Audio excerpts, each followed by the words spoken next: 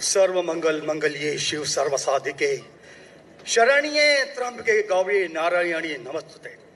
सर्वधर्मान् परित्यज्य माम एकम शरणं वर्जः अहम तमाम सर्वपापिये पियो मोक्षे स्वामी मत्स्य छ।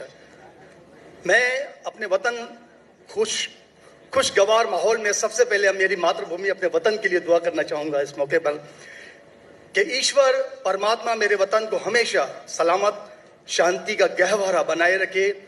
खुदा करे मेरे अर्ज़े पाक पर उतरें वो फसल गुल जिससे अंदेशा ज़वाल ना हो, और यहाँ पर जो फूल खिलें वो खिलता रहें सदियों, यहाँ पर खिजा को भी गुजरने की मजाल ना हो।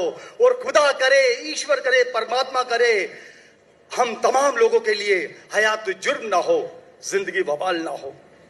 मैं श्रीमद् भगवत गीता की एक छोटी सी जो वर्ष है वो उससे ही सवाल करूंगा कि भगवत गीता इंसानों से क्या कहती है, क्योंकि जब सनातन धर्म था तो उस वक्त तो कोई मजहब ही नहीं था। 1 अरब 96 करोड़ 4,32,000 साल का एक एरा है सनातन धर्म का। तो उसमें इंसानों से कृष्णा ने कहा है श्रीमद् भगवत गीता में कि हे इंसानों, ये मैं तुझसे कह रहा हूं कि समाज तेरी कर्म भूमि है और तू अपनी कर्म भूमि के मानबन से नापा जाएगा।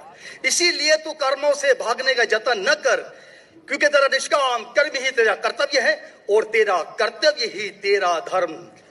लेकिन ये धर्म केवल तेरे हित के लिए है तो वो धर्म पाप की ओर जाने वाला मार्ग है। इसलिए अपनों से मुक्त होकर समाज कल्याण के लिए कर्म कर कि यही मोक्ष का मार्ग है, जन्नत का रास्ता है। ये बताना इसलिए जरूरी था कि मेरा जो सवाल है वो हमारी इस वर्ष से है, इस श्लोक से है कि पूरी दुनिया में यहाँ तक कि मेडिटेरियन कंट्रीज में भी मजहब के नाम पर लोगों को मारा जा रहा है, और उसमें उस मजहब का जो मुल्क है वो भी बदनाम होता जा रहा है, बीच में मजहब रखा जाता है।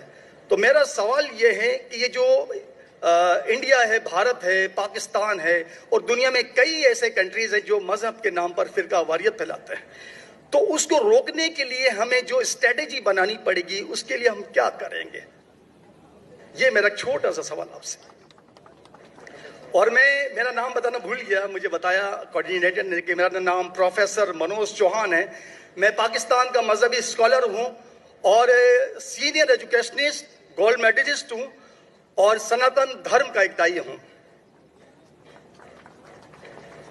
भाई साहब ने बहुत एक अहम सवाल पूछा कि हम देखते हैं कि मजहब के नाम पे काफी आपस में झगड़े होते हैं, एक दूसरे कत्ल होता है।